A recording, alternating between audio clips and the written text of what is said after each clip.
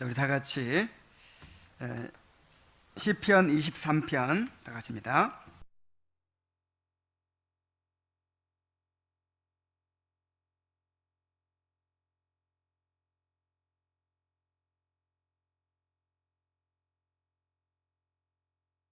여호와 나의 목자시니 내가 부족함이 없으리로다.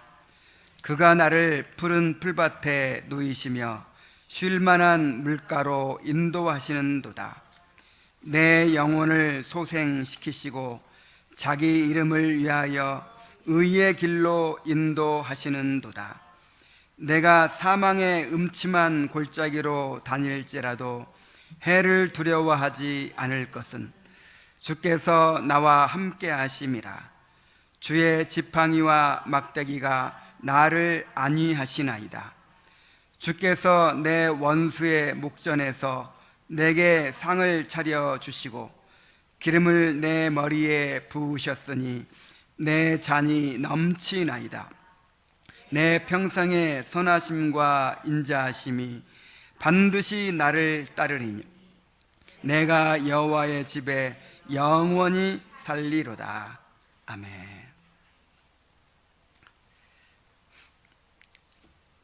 시편 23편은 목자이신 하나님의 인도하심 가운데에서 누리는 풍성한 은혜와 축복을 고백하는 찬양시입니다.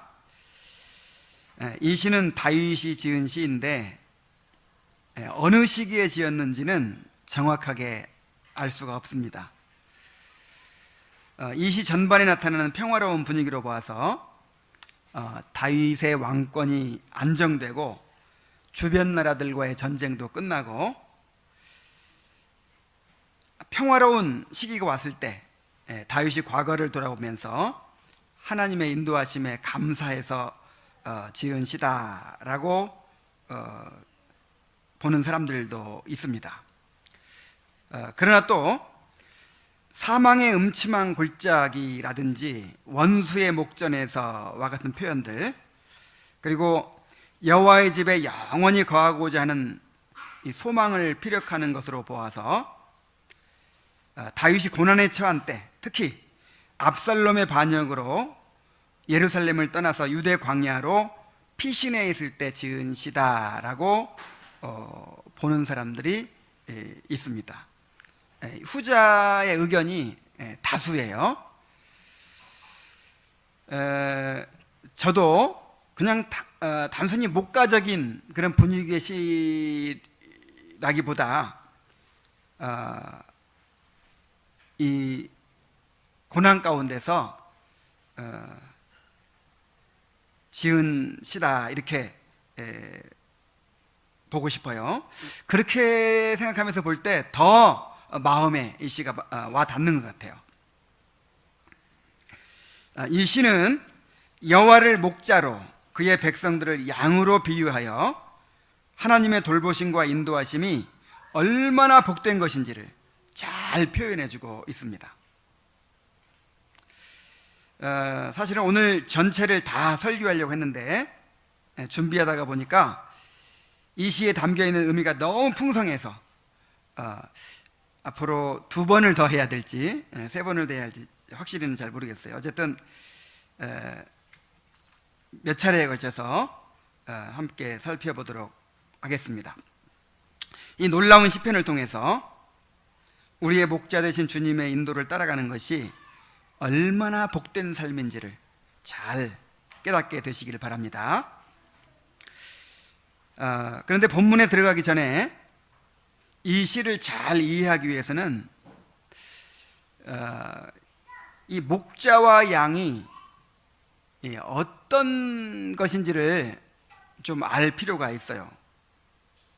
우리는 목자와 양이라는 말을 많이 사용하지만 성경에 많이 나와 있으니까 많이 언급하고 사용하지만 우리나라는 이 유목민들이 없잖아요. 이 유목문화가 아니기 때문에 이 목자에 대해서 잘 모릅니다.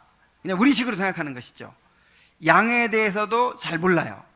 그냥 저 강원도 양떼 목장 양 그 정도 이렇게 생각하는 것이지 그 실제로 성경 시대의 목자와 양이 어떤 것인지, 어떠했는지를 잘 몰라요.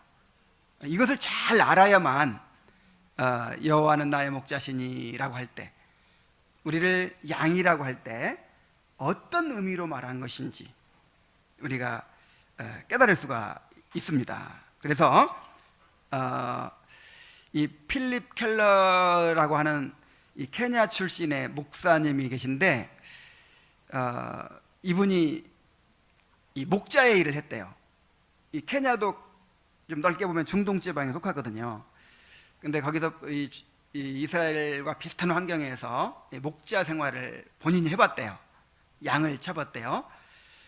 그런 경험을 가지고 양과 목자라는 책을 썼는데, 거기서 보면은 이제 그 목자의 그 일이라든지 양의 습성이라든지 이런 것들을 잘 묘사를 했어요.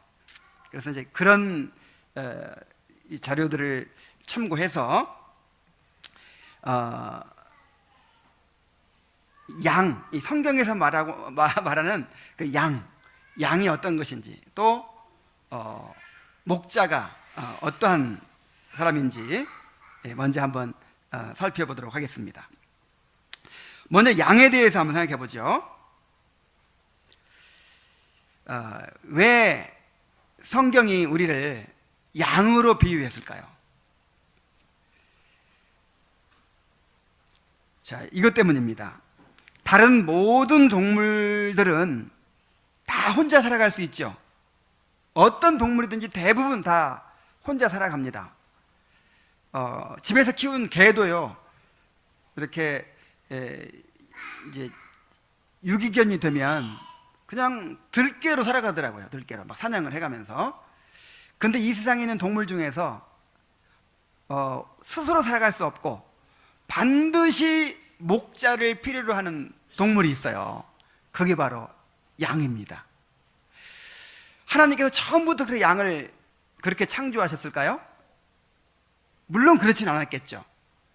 그런데 양은 이제 개와 더불어 가장 먼저 가축화된 동물이라고 해요. 근데 원래 창조함 받았을 때는 혼자 살아갈 수 있었겠죠. 근데 가축으로 개량해서 기르는 과정에서 이제 목자가 없이는 스스로 생존할 수 없는 이제 그런 존재가 된 것이죠. 양의 특징을 몇 가지 살펴보면 다음과 같습니다. 일단 양은 시력이 좋지 않고 방향 감각이 없다고 합니다.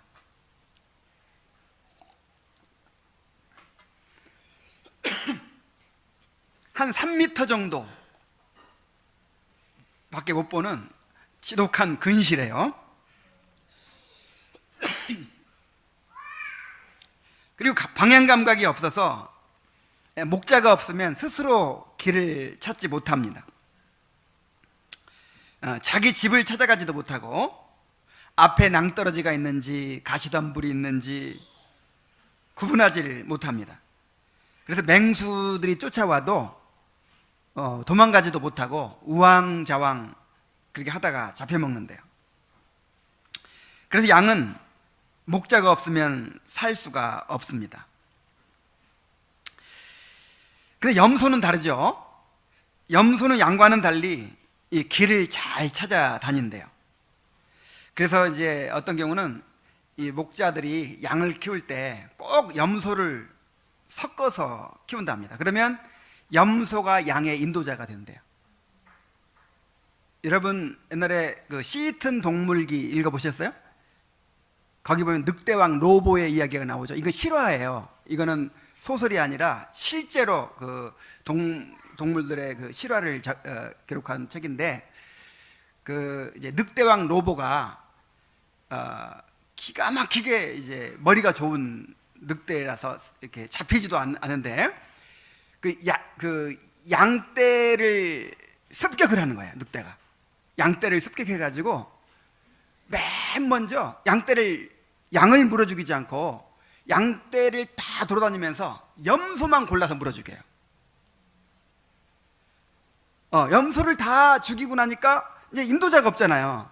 양무리가 막 갈 바를 알지 못하고 막 이렇게 우왕좌왕하고 막 흩어지는 거예요.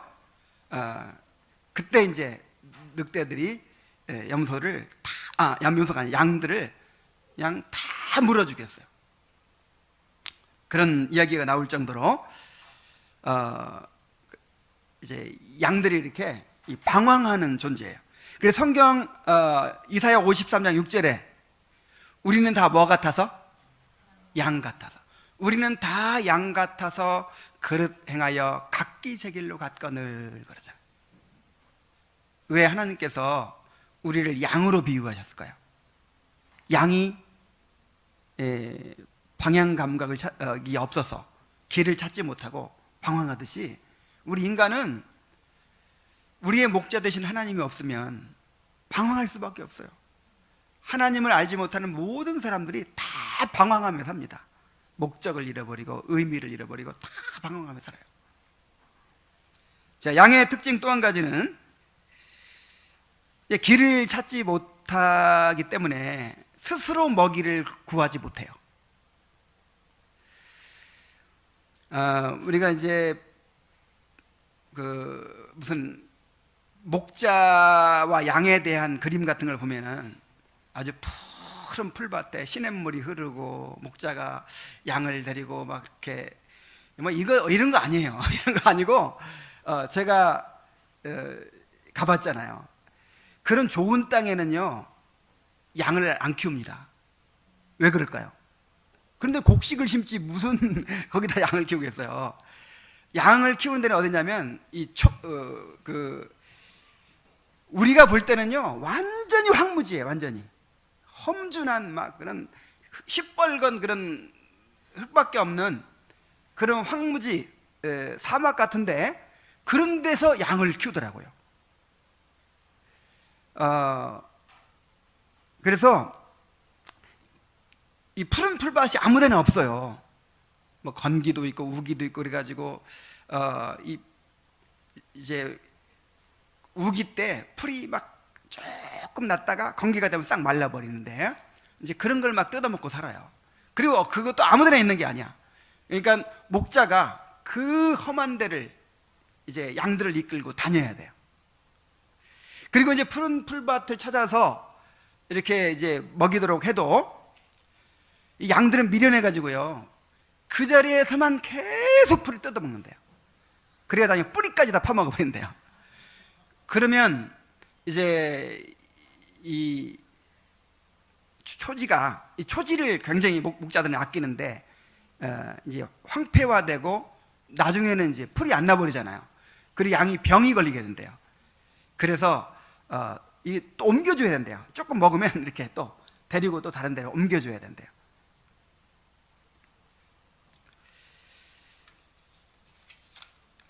그리고 또 한 가지 특징이 뭐냐면은 양들은 잘 뒤집혀지고 스스로 일어나지를 못한답니다. 양은요 이렇게 움푹 패인 곳 이런 데를 또 좋아한대요. 그래서 일부러 그런 데를 막 찾아간대요. 그래가지고 그런 데 들어갔다가 이렇게 벌렁 넘어지잖아요. 그럼 못 일어난대요. 이제 이렇게 살이 쪘다든지 또 털이 막 많다든지 아니면 털에 뭐가 막 많이 묻었다든지 막 이렇게 되면 벌렁 뒤집혀져 가지고 스스로 못 일어나요.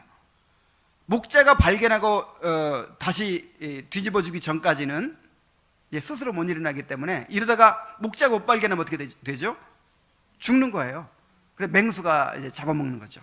근데 목자는 늘 이렇게 살펴야 돼요. 뒤집혀진 놈이 없는지.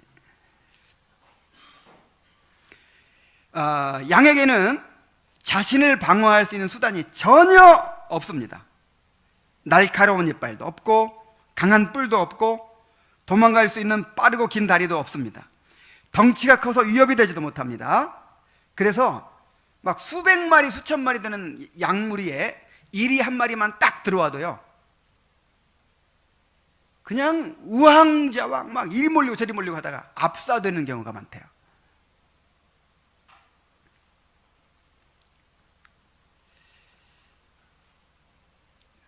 또 한 가지는 양은 참 깨끗하지 못한 동물이랍니다.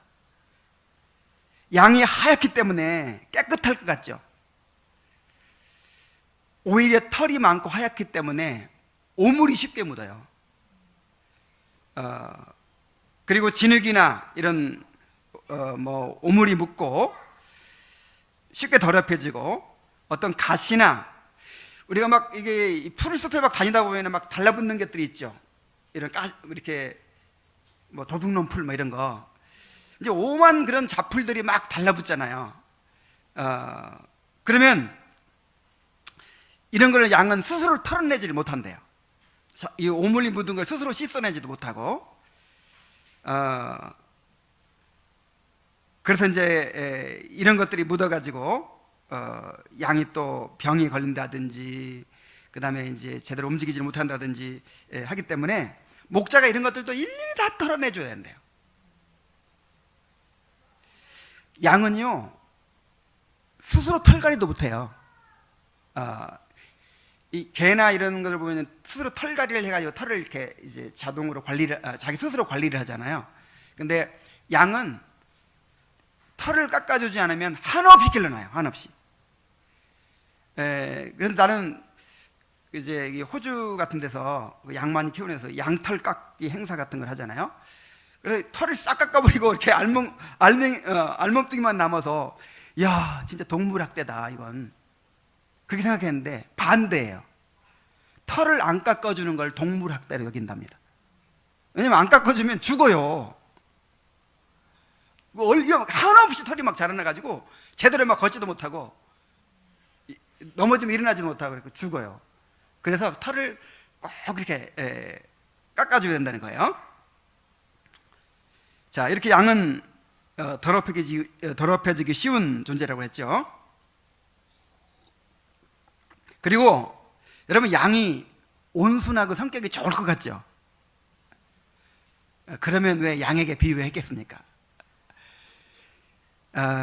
양이 성질이 아주 더럽대요. 양은 이기적이고 고집이 세고 제멋대로인 데다가 이 들이받기를 잘한답니다. 이 들이받는 거 잘해요. 이렇게 양 건드리면요 그냥 성질 나가지고 이렇게 꽝 받아요. 그래서 양치기가 양한테 받쳐서 죽었다 이런 얘기도 있어요. 양은 겁이 많고 무리지어 다니는데 끊임없이 서로 좋은 자리를 차지하기 위해서 밀치고 싸우고 들이받고 끊임없이 그렇게 막 그 옆에 놈들하고 이렇게 막 싸우는 거예요. 그런데 목자가 있으면 그 싸움을 멈춘답니다. 그래서 우리나라에서는 욕할 때 무슨 새끼라고 하죠? 개 뭐라고 하죠? 근데 중동 사람들은요 욕이 뭐냐면 이 양 같은 놈. 내가 우리 성도들한테 아무개 성도님은 참 양 같아요 그랬는데 욕이었어요 사실은 그게.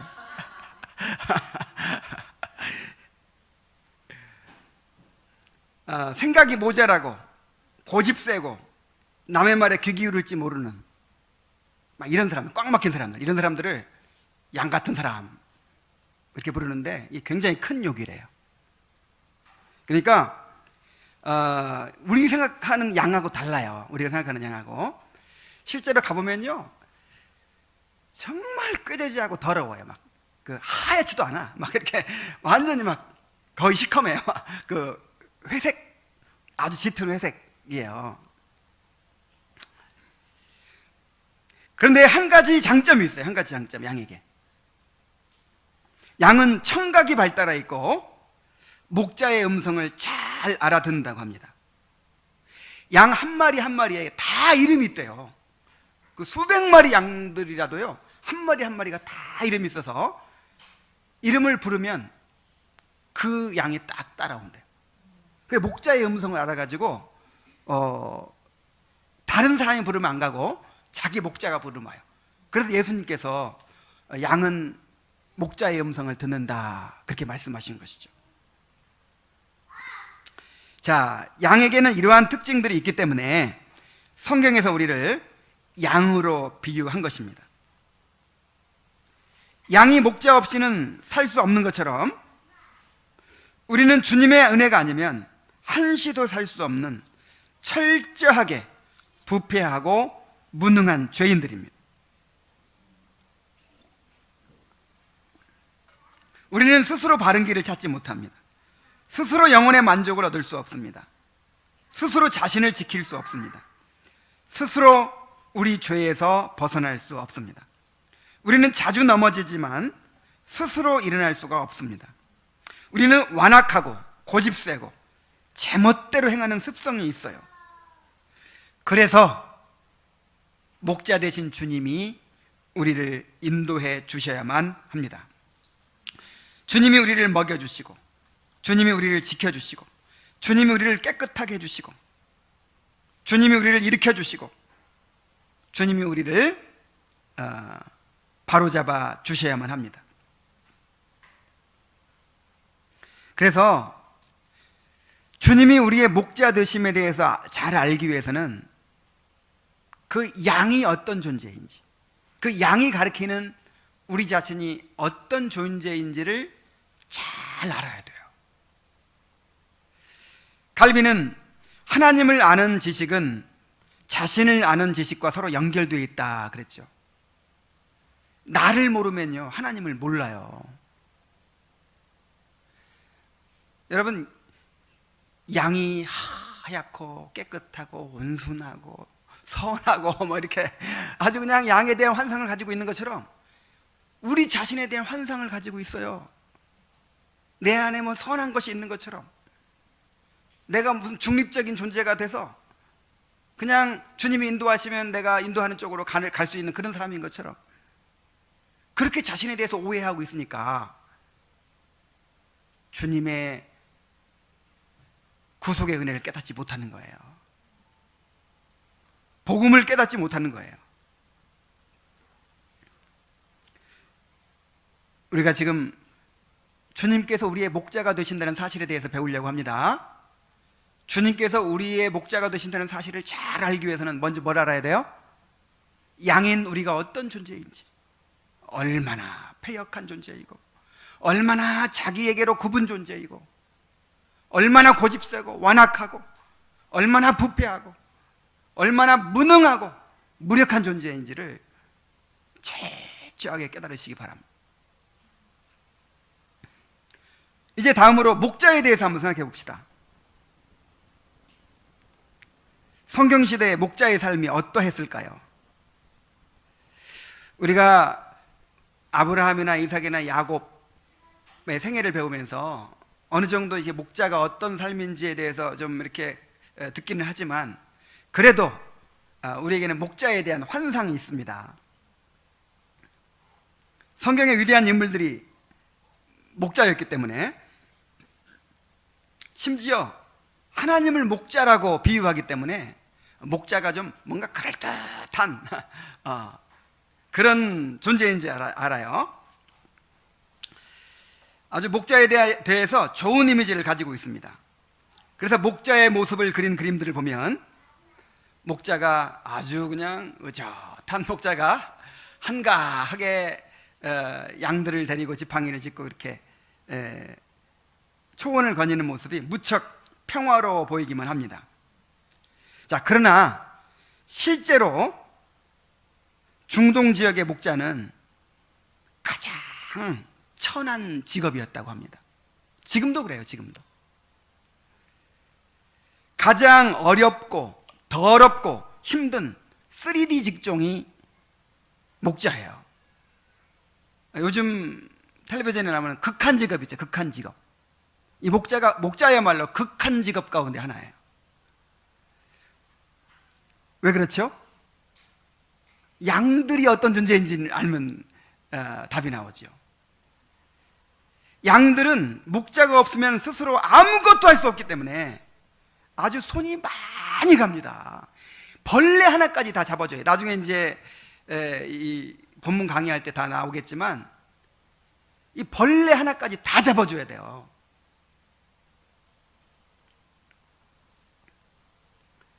끊임없이 보살펴 주어야 하고, 끊임없이 데리고 돌아다녀야 하고, 또 맹수들로부터 지켜야 하고, 그래서 24시간을 양들과 함께 그렇게 들판에서 지내야 됩니다. 야곱은 라반의 집에서 양을 치는 20년 동안에 낮에는 더위를 무릅쓰고 밤에는 추위를 당하며 눈 붙일 겨를도 없이 지내었나이다. 그랬어요. 양치는 일이 이런 일이에요. 그냥 낮에만 열심히 일하고 밤에는 잘 수 있는 것도 아니에요. 밤에도 돌봐야 돼요. 밤에도 지켜야 돼요.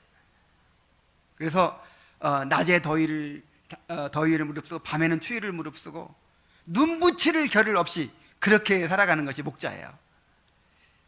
주님이 탄생하셨을 때 그 지역의 목자들이 밤에 밖에서 양을 지키다가 천사들의 그 탄생 소식을 들었죠. 천사들로부터 구주 탄생 소식을 들었죠. 밤에도 못 자고 지키는 거예요. 이 시를 쓴 다윗은 목자의 생활을 직접 경험한 사람이었습니다.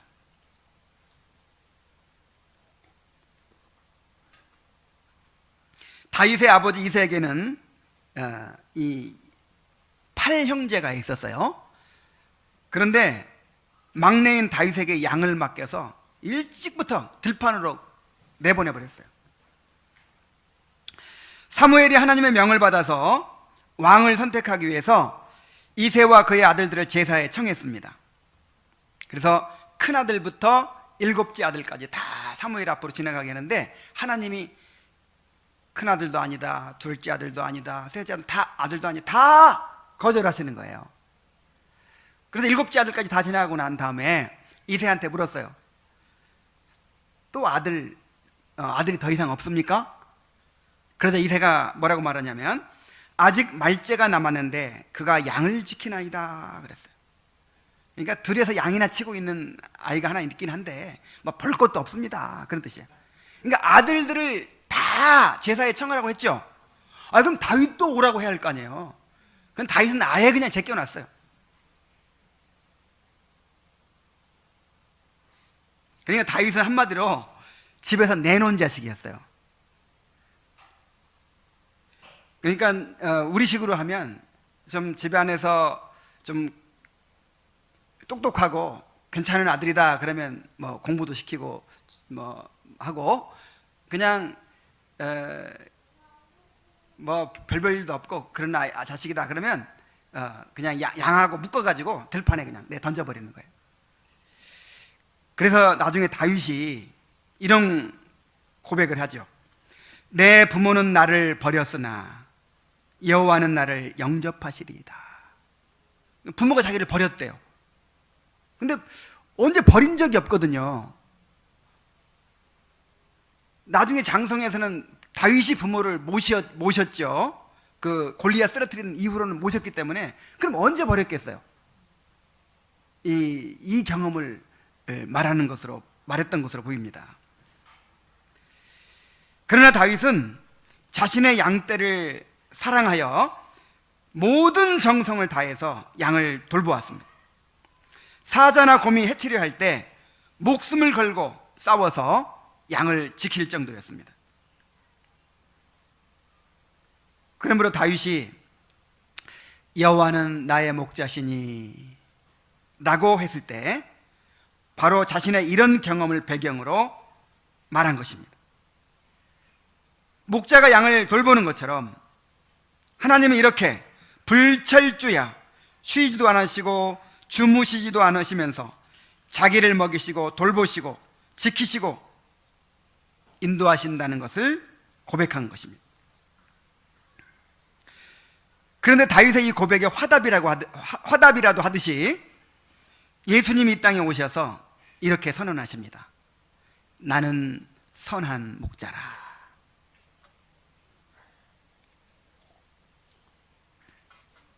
자, 다윗이 성령의 영감을 받아가지고 여호와는 나의 목자시니 라고 고백을 했는데, 주님이 오셔서 맞아, 내가 너희들의 선한 목자야, 이렇게 말씀하신 것이죠. 요한복음 10장 10절로 11절 한번 찾아봅시다.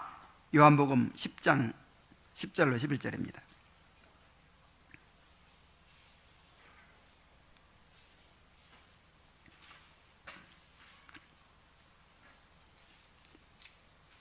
함께 읽겠습니다. 도둑이 오는 것은 도둑질하고 죽이고 멸망시키려는 것뿐이요 내가 온 것은 양으로 생명을 얻게 하고 더 풍성히 얻게 하려는 것이라. 나는 선한 목자라. 선한 목자는 양들을 위하여 목숨을 버리거니와. 하나님의 아들이 종의 형체를 입고 이 땅에 오셔서 우리의 목자가 되셨습니다.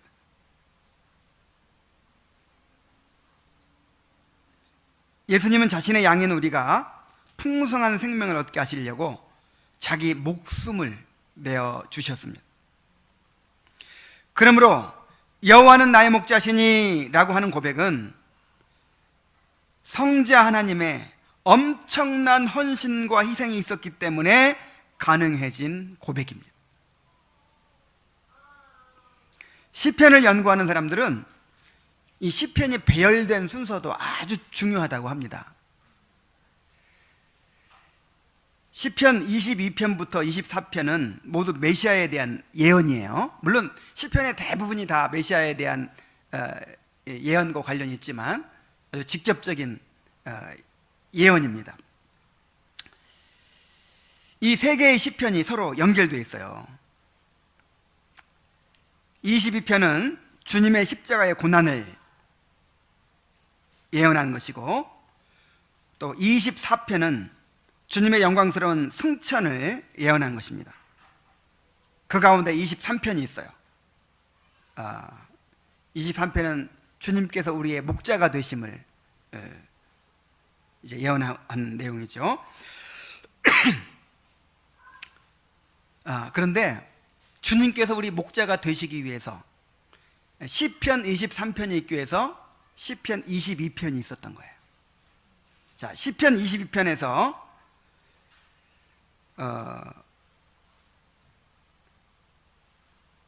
다윗의 입을 통해서 예수님의 십자가의 죽음을 절절히 묘사하고 있습니다. 우리 22편을 한번 읽어봅시다.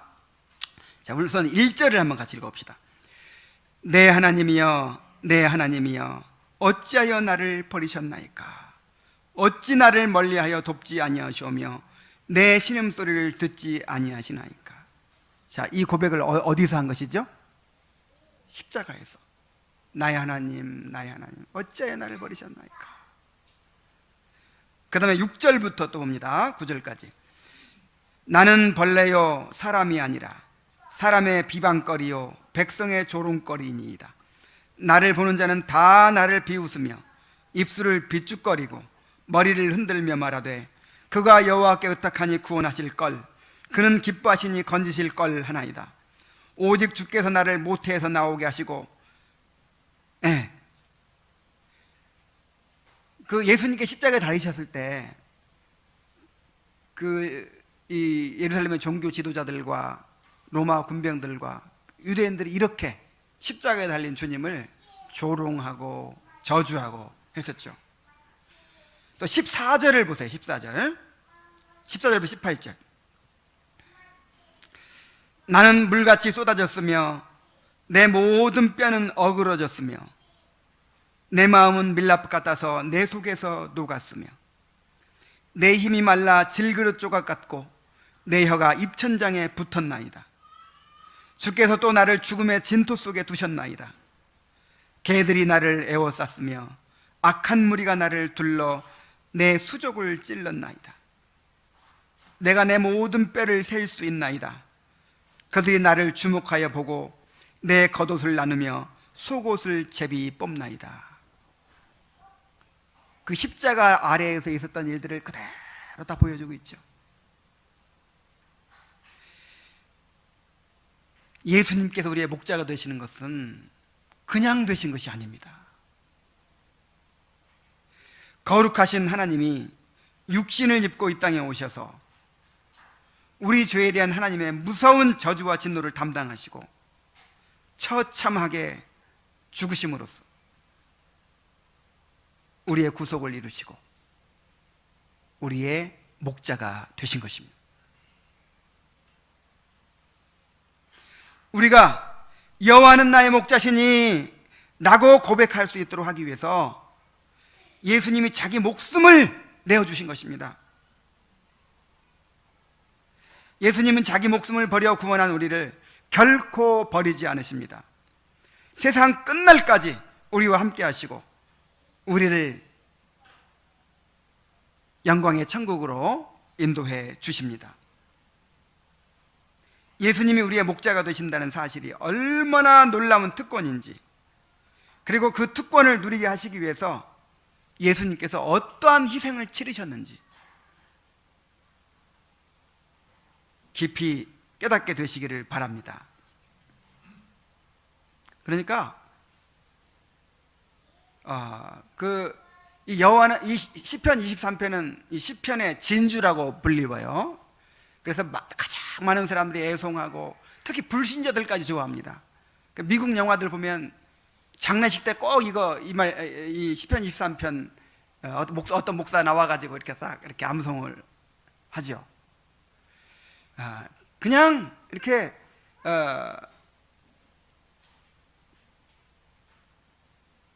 그냥 좋은 구절, 우리에게 복을 주신다는 좋은 구절, 그냥 듣기 좋고 들으면 은혜스러운 그런 내용이 아닌 거예요.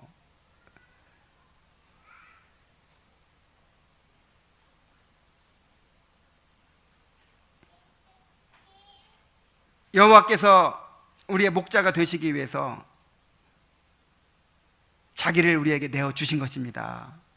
그리고 여호와는 나의 목자시니라고 고백할 수 있는 사람은 그 십자가의 구원을 경험한 사람들만이 예수 그리스도께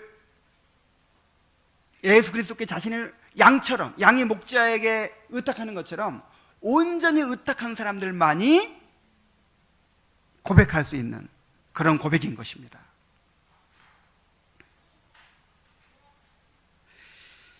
자, 이제 드디어 본문으로 한번 들어가 봅시다.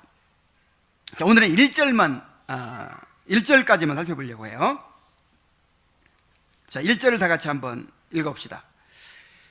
여호와는 나의 목자시니 내가 부족함이 없으리로다. 이야, 정말 얼마나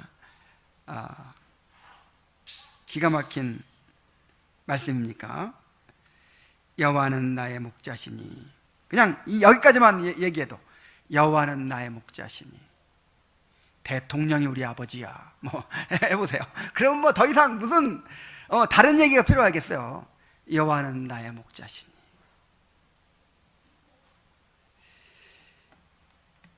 자, 다윗은 여호와는 나의 목자시니라고 고백합니다. 이 여호와라는 칭호가 중요하죠. 이 여호와라는 신명은 당신의 백성에게 언약을 세워주시고 신실하게 이루어 가시는 그 언약의 하나님을 나타내는 이름이죠. 그 언약의 하나님이 바로 자신의 목자가 되신다는 거예요. 우리는 이게 실감이 안 날지 모르지만 다윗은 양을 쳐봤잖아요. 그 양은 완전히 목자한테 달린 거잖아요. 양한테는 목자가 하나님인 거예요. 목자의 손에 있는 양, 그런 존재라는 것이죠, 자기가. 양의 생명은 목자에게 달려 있습니다. 양은 어떤 목자를 만나느냐에 따라 그 생명이 크게 좌우됩니다.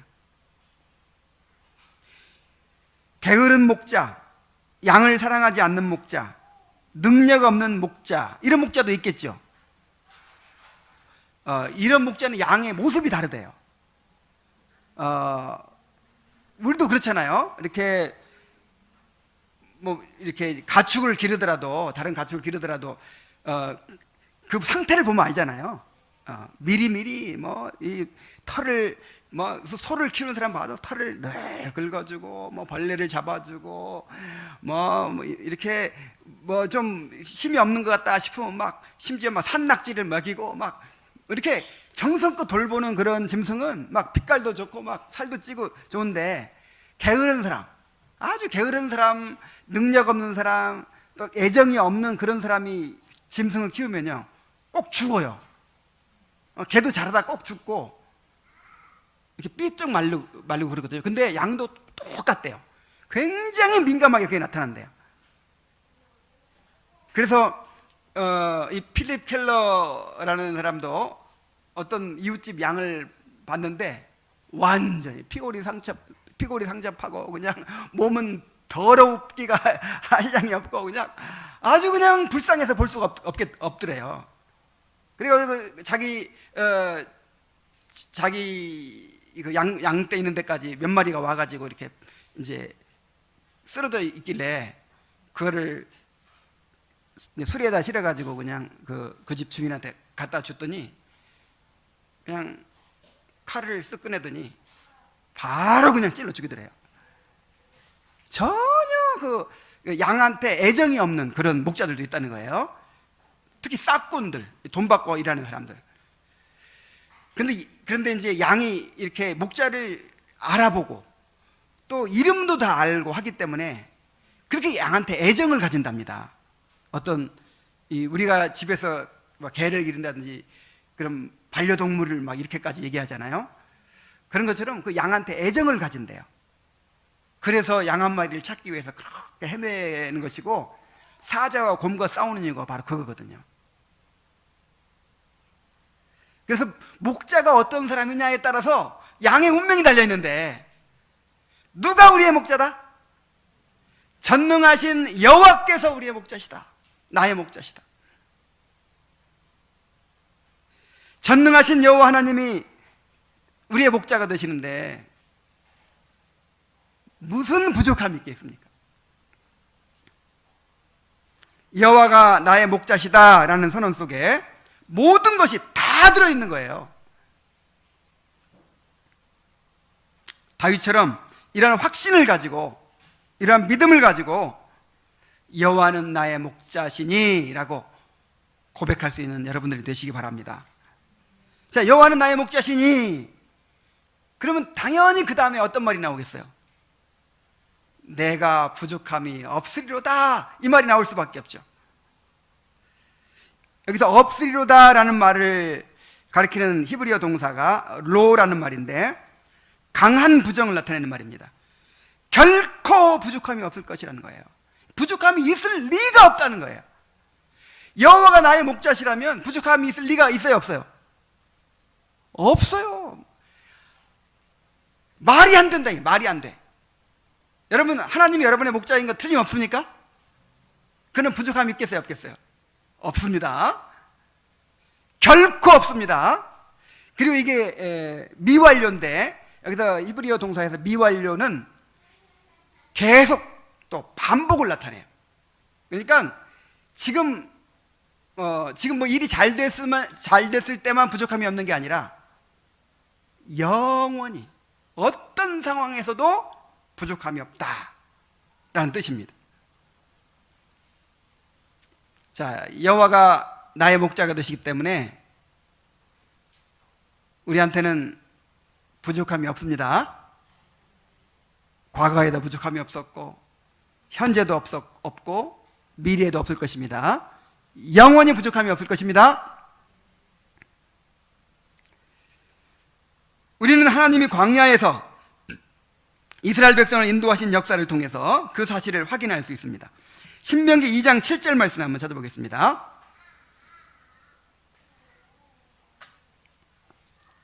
신명기 2장 7절. 자, 함께 읽어보겠습니다.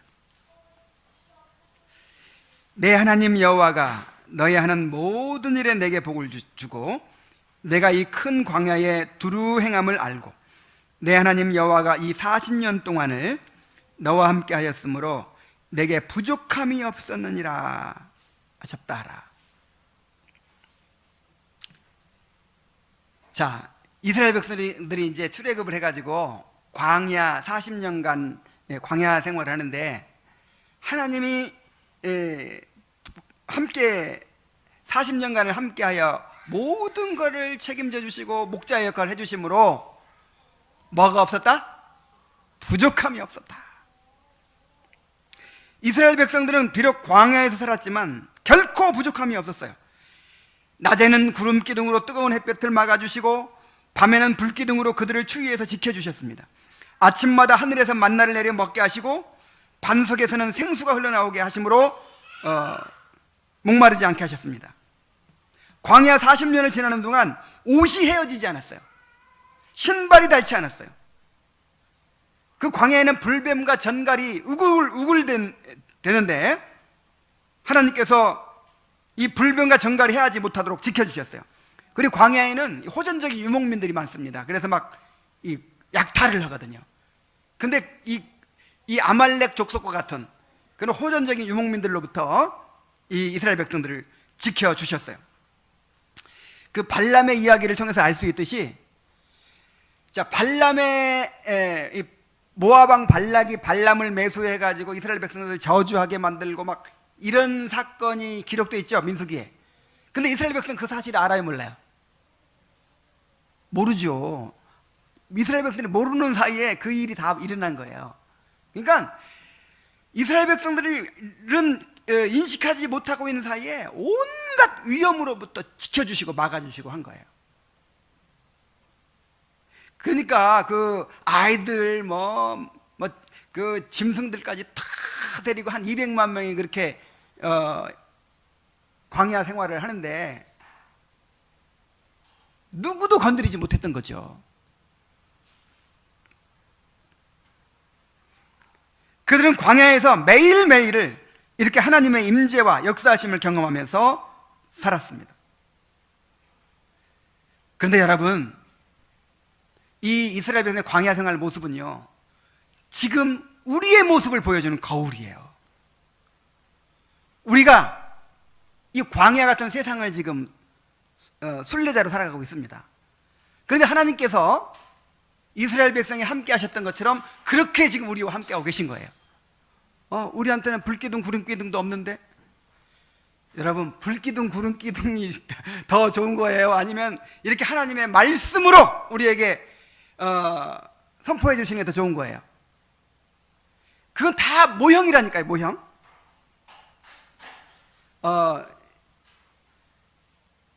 이 불기둥과 구름기둥 하나님의 임재를 상징하거든요, 임재. 그래서 우리는 말씀을 통해서 하나님께서 임재를 드러내 주시는 거예요. 이스라엘 백성들보다 훨씬 더 큰 은혜를 우리가 누리고 있다는 사실을 알아야 돼요. 그들은 다 모형을 통해서 하나님을 경험했지만 우리는 이미 예수 그리스도를 통해서 성취된 그런 실체를 우리가 붙잡고 있는 거예요.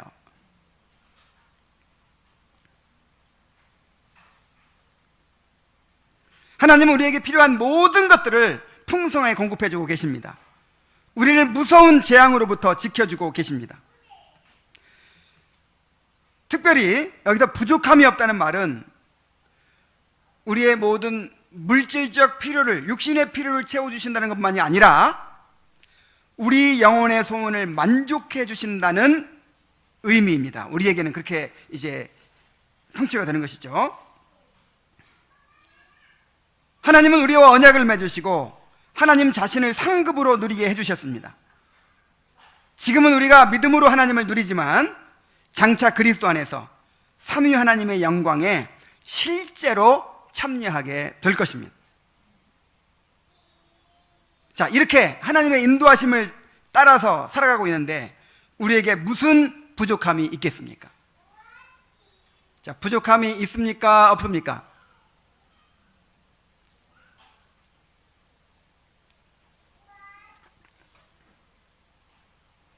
부족함이 있어요? 자, 부족함이 있다고 생각하면 잘못된 거예요. 하나님이 없다고 했잖아요, 지금.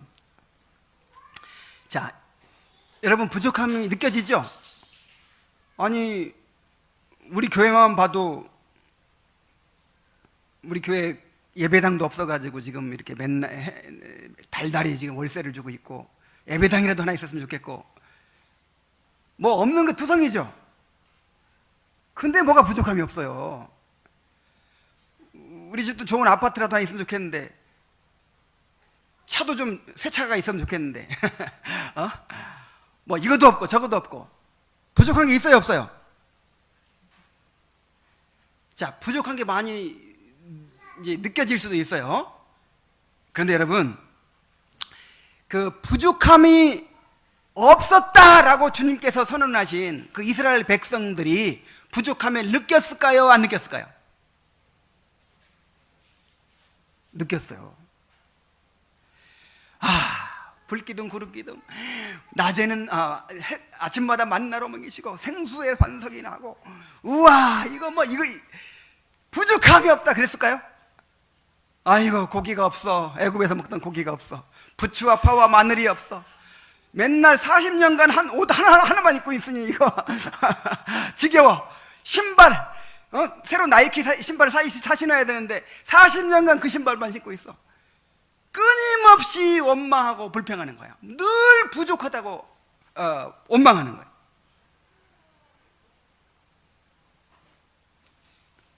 여러분, 그들의 문제가 무엇이었습니까?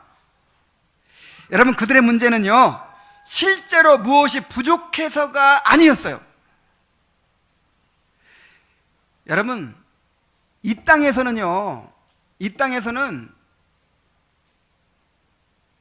완전히 채워질 수 없어요.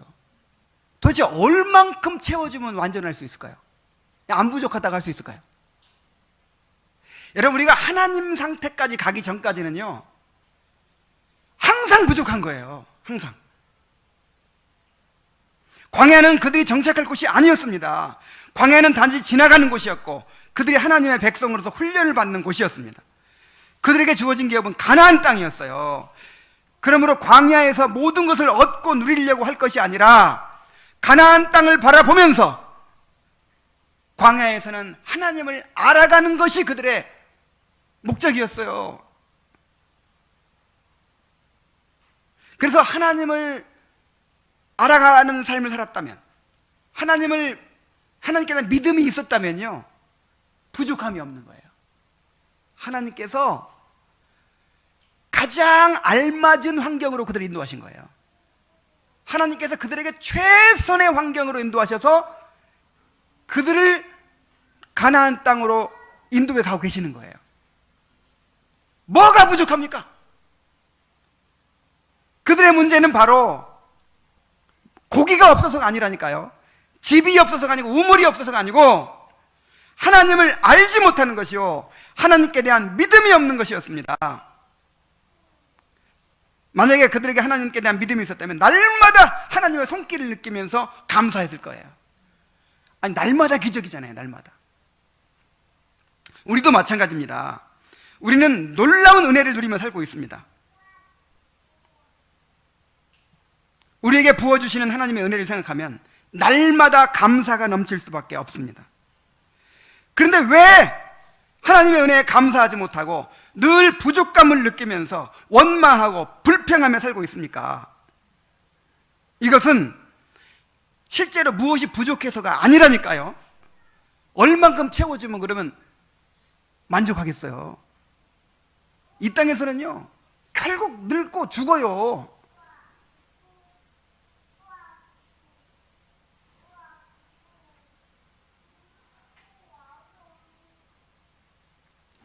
아니, 하나님이 부족함이 없었느니라 그랬잖아요.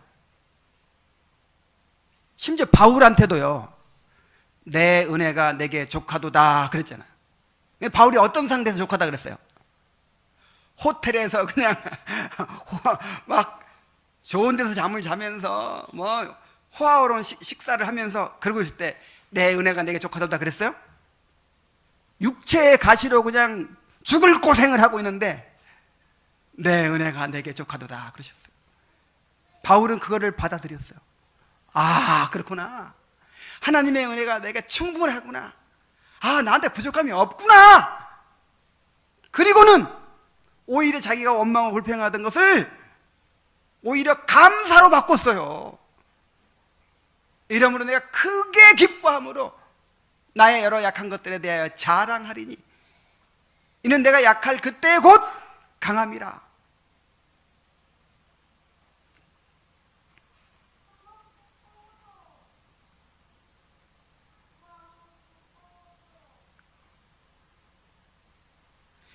땅에서 순례자로 살아가고 있어요. 우리에게 약속된 기업은 하늘에 있습니다. 우리는 하나님의 상속자로서 훈련을 받고 있는 것입니다. 하나님이 광야 이스라엘 백성을 최선의 환경으로 인도하셨듯이 우리도 최선의 환경으로 인도하고 계십니다. 우리가 도대체 얼마나 더 받아야만 만족할 수 있겠습니까? 이런 광야 같은 세상에 살면서 아무 문제 없는 삶을 원하는 것입니까?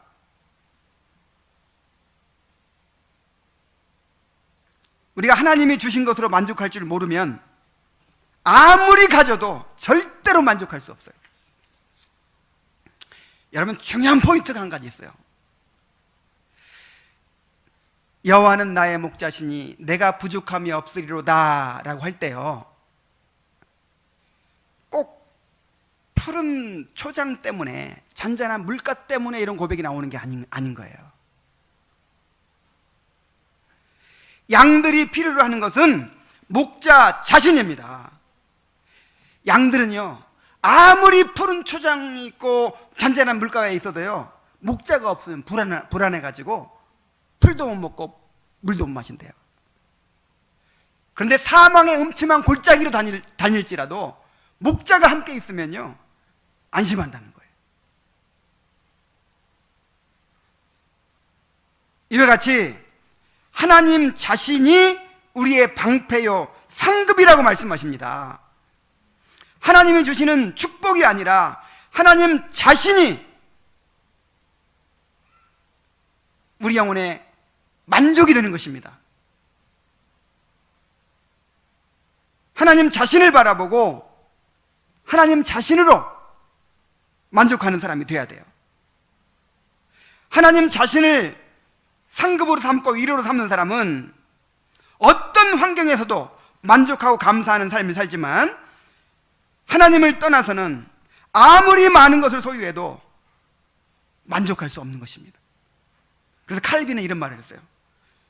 우리가 그리스도께로부터 돌아서면 그 자리가 절벽이 된다. 그러니까 그리스도, 우리의 목자 되신 주님 안에 있으면요, 사망의 음침한 골짜기에서도 우리가 안심할 수 있는데, 만족할 수 있는데, 아무리 풍요로움을 누리고 아무리 좋은 환경을 누리고 있더라도 그리스도께로 돌아서면 그 자리가 절벽이 된다는 거예요.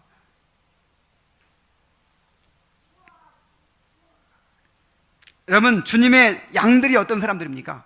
아무나 양이 되는 게 아니에요. 아무나 양이 아니에요. 주님의 양은 어떤 사람들입니까? 나의 목자가 되시는 예수님만 계시면 충분하다는 사실을 아는 사람들입니다. 만물을 창조하시고 친히 섭리하시는 주님, 우리를 구속하시고 천국으로 인도하시는 주님, 우리를 돌보시고 지키시고 공급하시고 양육하시는 주님이 우리의 목자가 되신다는 사실을 알고 어떤 상황에서도 주님 한 분으로 만족할 수 있는 사람이 진짜 주님의 양이에요.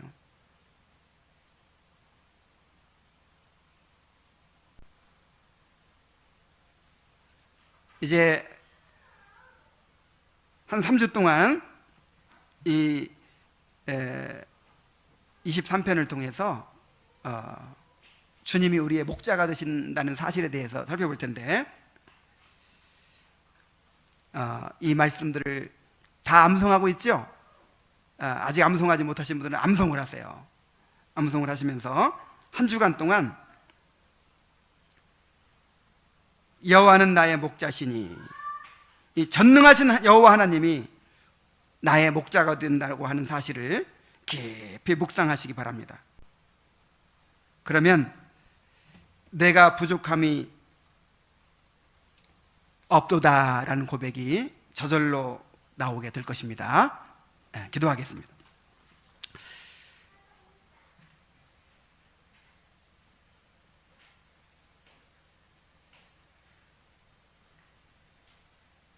여호와는 나의 목자시니 내가 부족함이 없도다라고 고백할 수 있도록 우리의 목자가 되어주시고 우리를 인도해 주시는 하나님 아버지,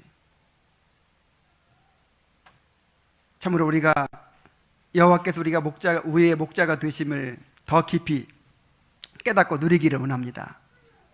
아버지 하나님, 이 시편 23편을 통해서 우리를 가르쳐 주시옵소서. 그래서 전능하신 하나님의 목자가 되셔서 우리를 인도하고 있는데도 그렇게 염려하고 불안해하고 만족하지 못하고 참으로 이렇게 어리석게 살아가지 않도록 도와주시옵소서. 여호와가 나의 목자이심을 알고 어떤 상황 속에서도 기뻐하며 감사하며 만족을 누리며 그렇게 살아갈 수 있도록 인도하여 주시옵소서. 예수님의 이름으로 기도하옵나이다. 아멘.